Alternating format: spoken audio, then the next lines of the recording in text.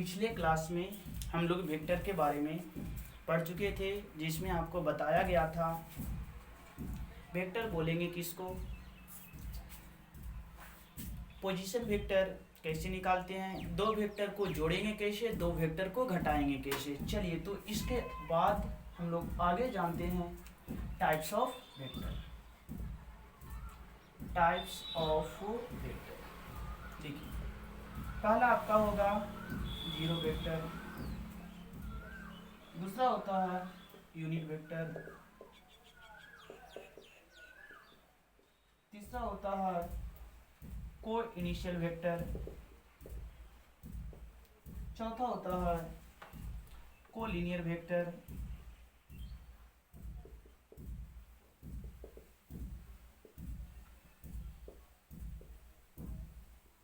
को linear vector, पांचवा आपका हो जाएगा पैरेलल वेक्टर, छठा हो जाएगा इक्वल वेक्टर, इक्वल वेक्टर। ऐसे इसको और भी हम लोग बोलते हैं स्टूडेंट्स नल वेक्टर।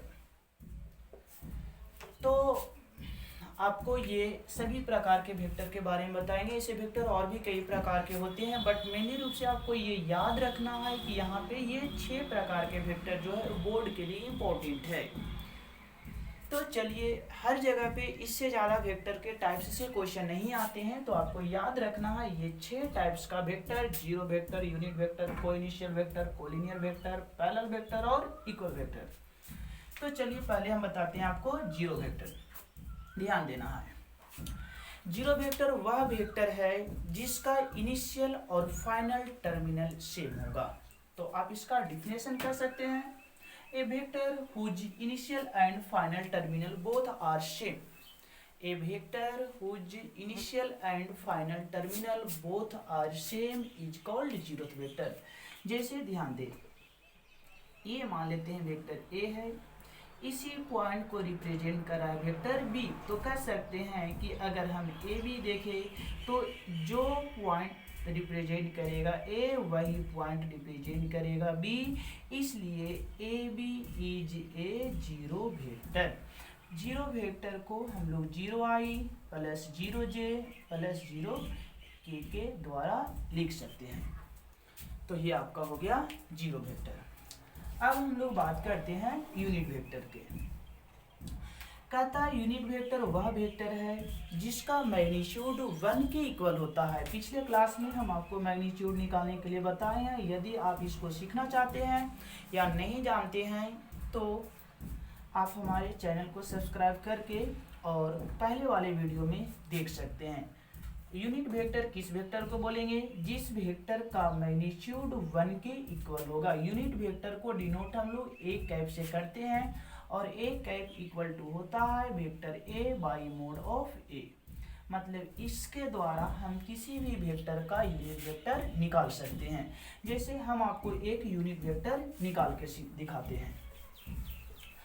मान करके चलिए कि a बराबर आपको एक्स आई प्लस वाई जे प्लस जेड के दिया हुआ है और इसका यूनिट वेक्टर निकालना है, तो मोड ऑफ ए निकालेंगे जो आ जाएगा आपका under root x square plus Y square plus Z square. A cap के लिए vector A by mod of A लिखेंगे। ए वेक्टर ए आपको हो जाएगा एक्स आई प्लस वाई जे प्लस जेड के, और ए कैप है ये हो जाएगा under root x square plus Y square plus Z square. आप इसको अलग अलग कर देंगे तो x y under root x square plus Y square plus Z square into i, y y आ जाएगा under root x square plus Y square plus Z square into j, plus z y हो जाएगा under root x square plus Y square plus Z square into k. तो आप देखें कि ये हमारा क्या निकल गया, यूनिट वेक्टर। तो आपको यूनिट वेक्टर निकालने आ गया। अब चेक करना है कि ये यूनिट वेक्टर है या नहीं। तो ये आपका हो गया आई का कोफिशिएंट, ये हो गया जे का कोफिशिएंट, ये हो गया के का कोफिशिएंट। सभी का स्क्वायर करके रूट निकालिए। देखिए इसका आंसर जीरो आता है या नहीं। अगर जीरो आया तो यूनिट वेक्टर ये निश्चित है स्टूडेंट्स, ये जब भी आएगा तो क्या आएगा, जीरो आएगा। तो किसी भी वेक्टर का आप यूनिट वेक्टर इसके द्वारा निकाल सकते हैं। तो चलिए हम लोग आगे बात करते हैं को इनिशियल वेक्टर। देखिए को इनिशियल का मतलब होता है एक से ज्यादा वेक्टर हो लेकिन उसका इनिशियल पॉइंट एक हो। तो इसका डिफिनेशन कहता है टू और more than two vector is called co initial vector if the initial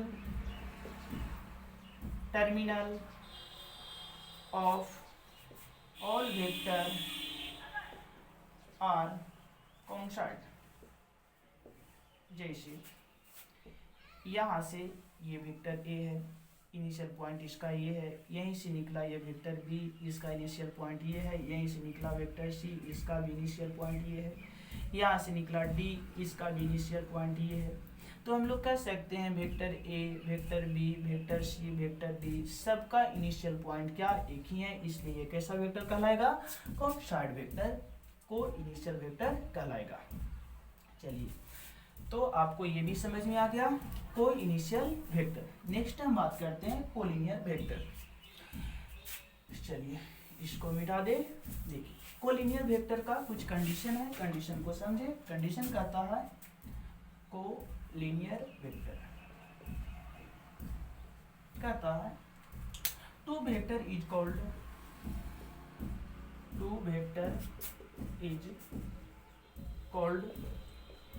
collinear vector.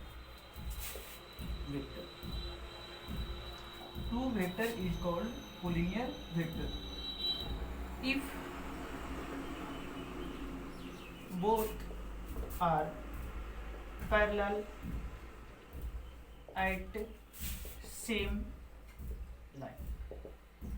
दो वेक्टर जो हैं एक दूसरे को हम लोग कोलिनियर बोलेंगे यदि दोनों एक दूसरे के पैरेलल होगा लेकिन सेम लाइन को रिप्रेजेंट करेगा। जैसे ध्यान देना है, ये आपका एक वेक्टर है, ये आपका दूसरा वेक्टर है। दोनों वेक्टर एक दूसरे के पैरेलल हैं लेकिन दोनों अलग अलग लाइन को रिप्रेजेंट कर रहे हैं, तो ये दोनों वेक्टर को हम लोग कोलिनियर नहीं बोल सकते हैं। ये कोलिनियर तभी होगा जब वेक्टर ए इस लाइन को रिप्रेजेंट किया तो वेक्टर बी भी इसी लाइन को रिप्रेजेंट करेगा। इस केस में हम लोग बोल सकते हैं vector A and vector B are collinear, क्योंकि ये दोनों एक दूसरे के पैरेलल हैं और एक ही लाइन को रिप्रेजेंट कर रहे हैं, इसलिए इसको कैसा वेक्टर बोलेंगे, कोलिनियर वेक्टर। तो समझ में आ गया कोलिनियर वेक्टर। अब हम लोग बात करते हैं पैरेलल वेक्टर की। इसके बाद हमारा अगला टाइप्स होगा पैरेलल वेक्टर। देखिए पैरेलल वेक्टर होने के लिए कहता है two vector is called parallel vector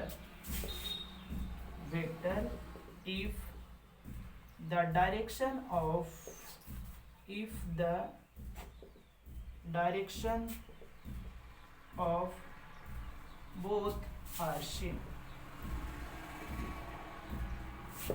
जैसे ये वेक्टर है और दूसरा वेक्टर ये है, दोनों का डायरेक्शन सेम है, दोनों को हम लोग कैसा वेक्टर बोलेंगे, दोनों को हम लोग पैरेलल वेक्टर बोलेंगे।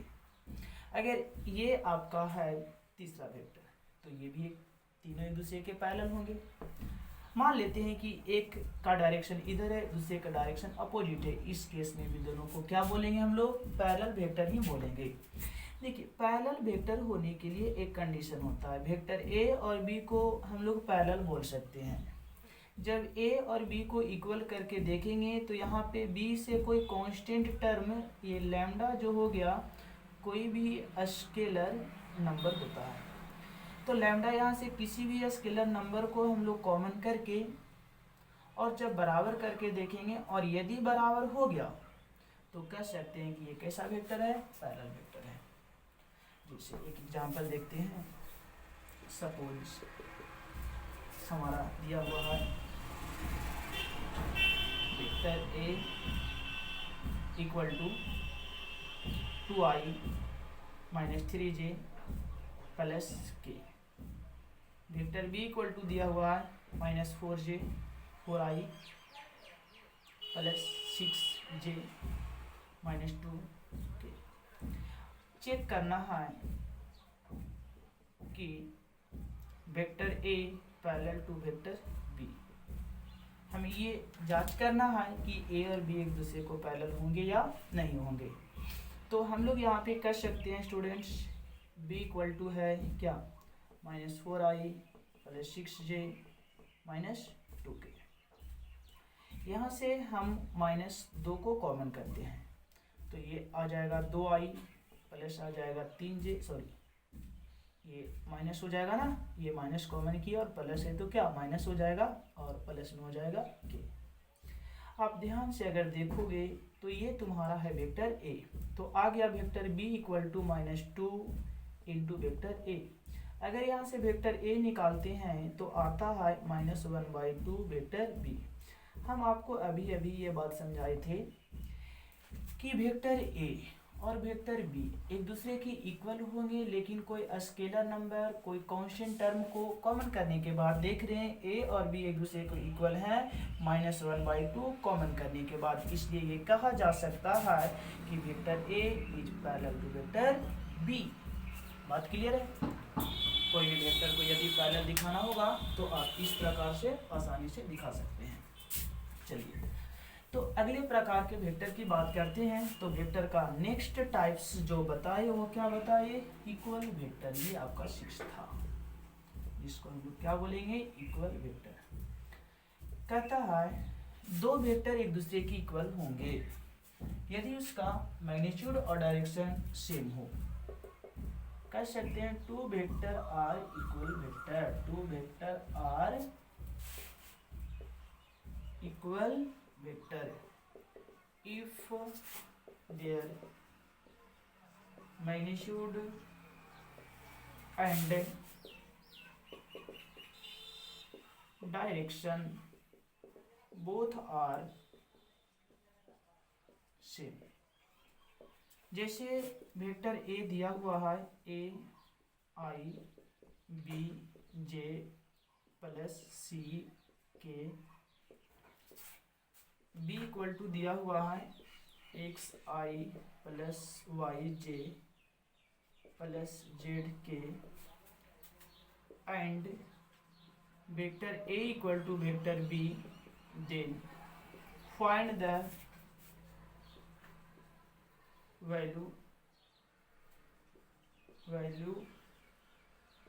Of X Y and Z.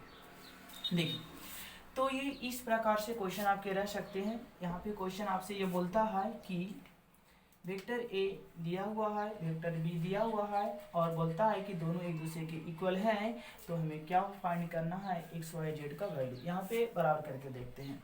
तो वेक्टर ए आपका हो गया, वेक्टर दिया गया है चूँकि ए इक्वल टू बी, तो बी के जगह पे लिख सकते हैं एक्स आई प्लस वाई जे प्लस जेड के, और वेक्टर ए आपको दे रखा है ए आई प्लस बी जे और प्लस सी के। ये दोनों वेक्टर एक दूसरे के इक्वल तभी होंगे जब इसके आई का कोफिशिएंट इसके आई के कोफिशिएंट के बराबर होगा, इसका जे का कोफिशिएंट इसके जे के कोफिशिएंट के बराबर होगा, इसका के का कोफिशिएंट इसके के कोफिशिएंट के बराबर होगा। तो यहाँ देख रहे हैं कि इसका आई का कोफिशिएंट x है और इसका आई का कोफिशिएंट a है, तो x बराबर a हो गया। इसका j का कोफिशिएंट y, इसका j का कोफिशिएंट b, तो y के बराबर b होगा। और k का कोफिशिएंट z, k का कोफिशिएंट c, तो z बराबर होगा c।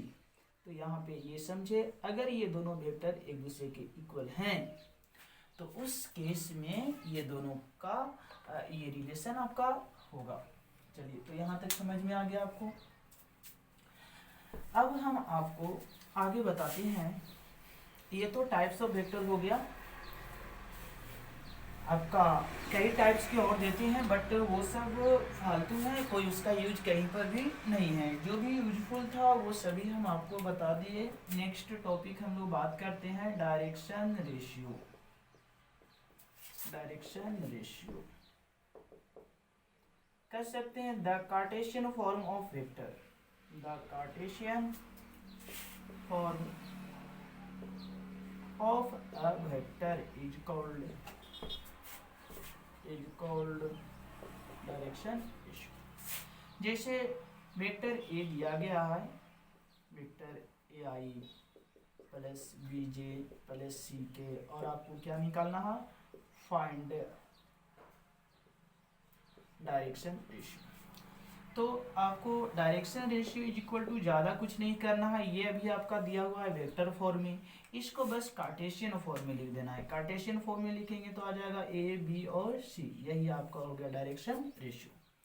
तो ये समझे डायरेक्शन रेशियो। दूसरा बात हमें समझना है डायरेक्शन कोसाइन। डायरेक्शन कोसाइन को शॉर्ट में डीसी बोलते हैं। तो कहता है the Cartesian form of a unit vector is called direction cosine. थोड़ा सा समझना है, डायरेक्शन कोसाइन बोलेंगे किसको, तो कार्टेशियन फॉर्म में हमें लिखना है, मतलब वो कंपोनेंट के फॉर्म में होना चाहिए, वो भी किसका, यूनिट वेक्टर का। मतलब कोई भी वेक्टर का अगर आपको डायरेक्शन कोसाइन निकालना है तो सबसे पहले उस वेक्टर का हम यूनिट वेक्टर निकालेंगे। जैसे एक क्वेश्चन लेते हैं, क्वेश्चन है find the direction cosine of vector A equal to 3i 2j plus 5k, चलिए 4k लेते हैं। इसका हमें क्या फाइंड करना है, डायरेक्शन कोसाइन।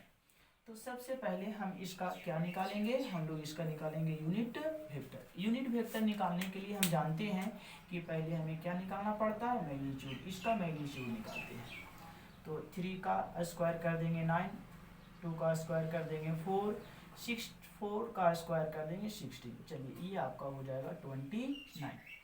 तो ये आपका आ गया मैग्नीट्यूड ऑफ ए। अब इसका यूनिट वेक्टर निकालेंगे, जो vector A by mod of A होगा। वेक्टर ए आपको दिया गया है 3i plus 2j plus 4k, और इसका मैग्नीट्यूड है ये दिया गया है अंडर रूट 29। तो ये 29 अलग करेंगे तो 3 by root under 29i plus 2 by under root 29j plus 4 by under root 29 into K. ये आपको हो गया क्या, मतलब ए का यूनिट वेक्टर आ गया। अब जो यूनिट वेक्टर आ गया तो उसके बाद इसका डिफिनेशन ही कहता है कि इसका कार्टेशियन इक्वेशन होगा। तो डायरेक्शन कोसाइन आपका हो जाएगा कार्टेशियन फॉर्म, मतलब आई को हटा देना है तो 3y अंडर रूट 29, ये 2y under root 29, 4y under root 29। ये बात आपको समझ में आ गया होगा जी। किसी भी वेक्टर का डायरेक्शन कोसाइन आप निकाल सकते हैं। डायरेक्शन कोसाइन निकालने के लिए पहले आपको यूनिट वेक्टर निकालना पड़ेगा, और यूनिट वेक्टर निकाल करके उसका डायरेक्शन कोसाइन आप लिख सकते हैं। चलिए तो नेक्स्ट बातें करते हैं हम लोग। देखिए ये डायरेक्शन कोसाइन की हम लोग बातें कर रहे हैं। डायरेक्शन कोसाइन, सपोज कोई पॉइंट दिया गया है और उसके लिए हम डायरेक्शन कोसाइन निकालना चाहेंगे। थोड़ा सा देखते हैं क्या रिजल्ट आता है। सपोज एक पॉइंट यहाँ पे दिया हुआ है P, ये आपका ओरिजिन हो जाएगा जिसको O लिख सकते हैं। यहाँ इसको मिला दिए, ये x एक्सिस के साथ एंगल जो बना रहा है उसको थीटा x मानते हैं, y एक्सिस के साथ एंगल बना रहा है इसको थीटा y, और ये जो z एक्सिस के साथ एंगल बना रहा है इसको मान लेते हैं थीटा z। मान लेते हैं P का कोऑर्डिनेट हमें x y और क्या दिया हुआ है, z दिया हुआ है, और आपसे बोलता है यहाँ पे हम लोग क्या करते हैं, इससे परपेंडिकुलर ड्रा कर देते हैं। तो ये जो लेंथ होगा, ये कितना लेंथ हमारा हो जाएगा, एक्स कोऑर्डिनेट है तो एक्स, यहाँ से परपेंडिकुलर ड्रा कर देंगे तो ये हमारा लेंथ हो जाएगा यहाँ से यहाँ तक वाई। ये ओ है, पी है, इसको हम नाम रख देते हैं क्यू। सबसे पहले हम निकालते हैं ओ पी। तो ओ पी इक्वल टू हो जाएगा पी इक्वल टू हो जाएगा एक्स आई प्लस वाई जे प्लस जेड के। अगर हम OP का मैग्नीट्यूड निकालेंगे तो ये मैग्नीट्यूड हमें आ जाएगा under root x square plus Y square plus Z square.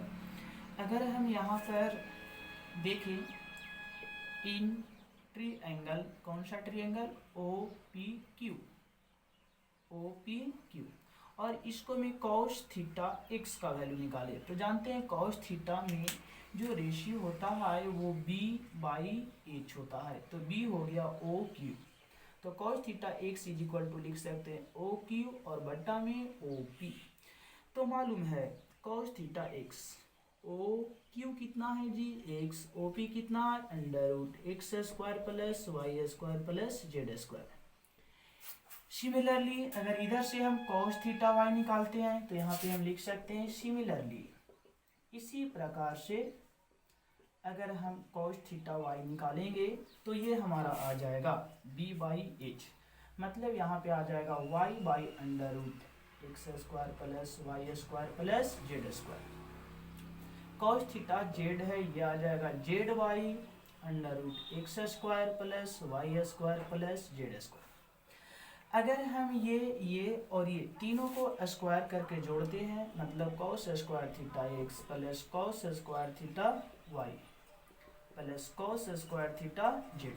देखिए अगर ये तीनों को जोड़ते हैं स्क्वायर करके तो स्क्वायर करने के कारण ये रूट कटेगा और x के ऊपर स्क्वायर होगा, यहाँ भी रूट कटेगा, y के ऊपर स्क्वायर होगा, ये भी रूट कटेगा और z के ऊपर स्क्वायर होगा। और ये LHS को जोड़ रहे हैं तो RHS को जोड़ेंगे तो यहाँ पे स्क्वायर की वजह से रूट कैंसिल हो जाएगा, मतलब एलसीएम आपको आ जाता है X square plus Y square plus square की वजह से ये कैंसिल होगा तो आ जाएगा एक्स स्क्वायर, फिर हो जाएगा वाई स्क्वायर प्लस हो जाएगा जेड स्क्वायर, ये कैंसिल होकर के 1 होगा, मतलब आपको आ गया cos square theta X cos square theta Y cos square theta Z is equal to 1। अब अगर इसी को साइन में लिखना चाहेंगे तो मालूम होगा cos square theta equal to होता है 1 माइनस साइन स्क्वायर थीटा। हम लोग इसका यूज करते हैं तो यहाँ पे हो जाएगा 1 माइनस साइन स्क्वायर जी theta x plus 1 minus sine square theta Y.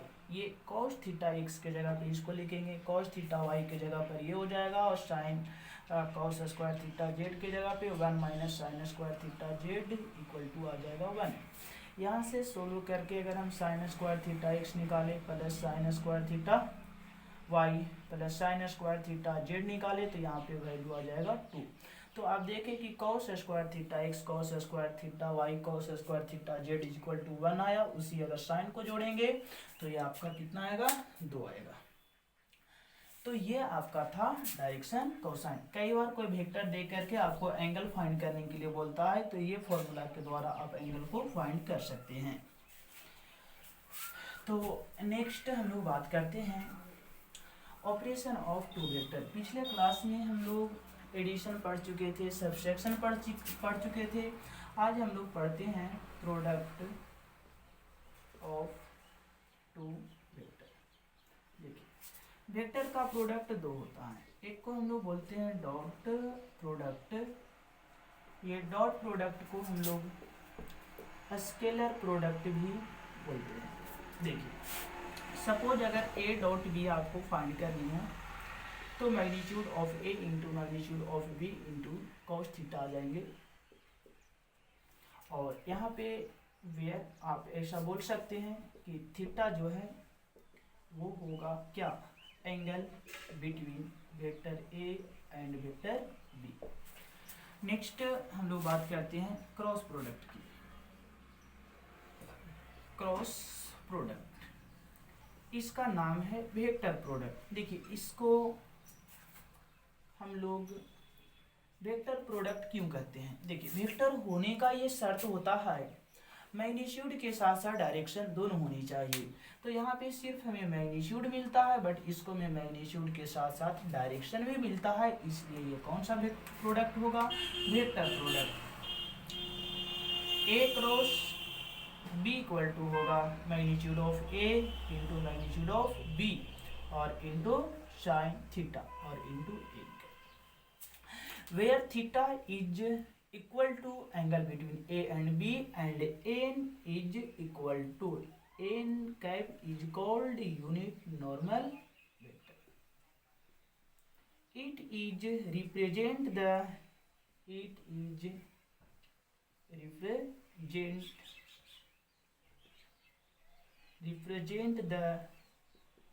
resultant direction of vector A and vector B. तो यहाँ पर इस दो चीज़ों को आप याद रखेंगे, जिससे आप ये डॉट प्रोडक्ट और क्रॉस प्रोडक्ट को आसानी से निकाल सके। अब थोड़ा सा डॉट प्रोडक्ट हम लोग डिटेल में देखते हैं क्या इसका कंडीशन होगा और डॉट प्रोडक्ट हम लोग किस प्रकार से निकालेंगे। डॉट प्रोडक्ट ये आपका हो गया एक्स एक्सिस, ये हो गया वाई एक्सिस, ये हो गया जेड एक्सिस। डायरेक्शन के लिए आई, डायरेक्शन के लिए जे लेना है, डायरेक्शन के लिए के लेना है। ये एक्सिस के बीच का एंगल 90 डिग्री होता है। अगर हम यहाँ पर देखें और निकाले आई डॉट जे, तो डॉट प्रोडक्ट ये आपका कहता है कि ए डॉट बी जब निकालेंगे तो दोनों वेक्टर का मैग्नीट्यूड लीजिएगा और कॉस थीटा होगा। तो आई डॉट जे लेते हैं तो आई का मोड हो जाएगा, जे का मोड हो जाएगा इसके अनुसार और गुने कॉस क्या हो जाएगा, थीटा। थीटा कितना होगा, तो देखिए आई मतलब हो गया एक्स एक्सिस, जे मतलब हो गया वाई एक्सिस और एंगल कितना बना 90 डिग्री। तो cos 90 का वैल्यू 0 है, ऐसे ये दोनों का वैल्यू 1 1 होगा। तो 90 का वैल्यू 0 है तो 0 इंटू 1 मतलब क्या आ गया, 0 आ गया। इसी प्रकार से j डॉट के निकालेंगे तो आ जाएगा j के और इंटू कॉस कितना डिग्री 90 डिग्री। cos 90 का वैल्यू 0, 0 इंटू 1 1 मतलब 0। इसी प्रकार से आई डॉट अगर के निकालते हैं तो यहाँ पर भी आपको क्या मिलेगा, 0। याद रखना है कि यहाँ पे दो अलग अलग प्रोडक्ट थे, दोनों परपेंडिकुलर वेक्टर हैं, इसलिए दोनों का डॉट प्रोडक्ट क्या मिलेगा आपको, 0 मिलेगा। अब थोड़ा सा ध्यान देना है, ये आई ए इक्वल टू मान लेते हैं, तुम्हारा दिया है a1 आई प्लस b1 जे प्लस c1 के, वेक्टर b इक्वल टू दिया है a2 आई प्लस b2 जे प्लस c2 के। देखिए अगर हम यहाँ से a डॉट बी अगर निकालते हैं तो i के कोफिशिएंट को मल्टीप्लाई करना होगा, मतलब a1 इंटू a2 आएगा प्लस j वाले को मल्टीप्लाई करेंगे तो आ जाएगा b1 into b2 plus c वाले को मल्टीप्लाई करेंगे तो c1 इंटू c2। तो ये तुम्हारा निकल जाएगा क्या, a डॉट बी। अब हम यहाँ पर आपको कुछ एग्जाम्पल बताते हैं जिसको मैं डॉट प्रोडक्ट निकालने के लिए बताया जाएगा। जैसे मान करके चले वेक्टर ए दिया गया है 2i plus 5j plus 3k, vector B दिया हुआ है 2i minus 3j plus 6k, और बोला जाए फाइंड ए डॉट बी। देखिए ए डॉट बी कैसे निकालेंगे अब ये भी बताए। आई के कोफिशिएंट वाले को मल्टीप्लाई करेंगे, 2 और 2 गुना कर देंगे बाबू 4 होगा, प्लस और माइनस माइनस होगा, 5 तिया 15 प्लस प्लस प्लस होगा, 6 तिया 18, ये इसको जोड़ देंगे 18 और 4 22, 15 माइनस हो जाएगा तो यहाँ पे 7 बच जाएगा। तो ये तुम्हारा निकल गया क्या, ए डॉट बी। तो आज हम लोग यहाँ तक इस वीडियो में देखे। अगले क्लास में एप्लीकेशन ऑफ डॉट प्रोडक्ट, आखिर ये डॉट प्रोडक्ट हम लोग पढ़ते क्या हैं, इसका क्या यूज आता है, ये सब कुछ सीखेंगे। बस आपको डॉट प्रोडक्ट में ये बोर्ड के लिए याद रखना, इसको I dot I 1, J dot J 1 है ना, के डॉट के 1। लेकिन यही तुमको मिलता है आई डॉट जे या जे डॉट आई, मतलब यहाँ डिफरेंट है तो 0, जे डॉट के या के डॉट जे तो क्या 0, के डॉट आई या आई डॉट के, तो इस केस में भी क्या होगा 0। आप देखिए 0 कब होगा। चलिए तो अगले क्लास में हम लोग सीखते हैं इसका क्रॉस प्रोडक्ट, डॉट प्रोडक्ट का क्या एप्लीकेशन होगा, हम लोग इसका यूज कहाँ क्या कैसे करते हैं। चलिए ठीक है, तो अगले वीडियो को देखने के लिए सब्सक्राइब जरूर कर लीजिएगा।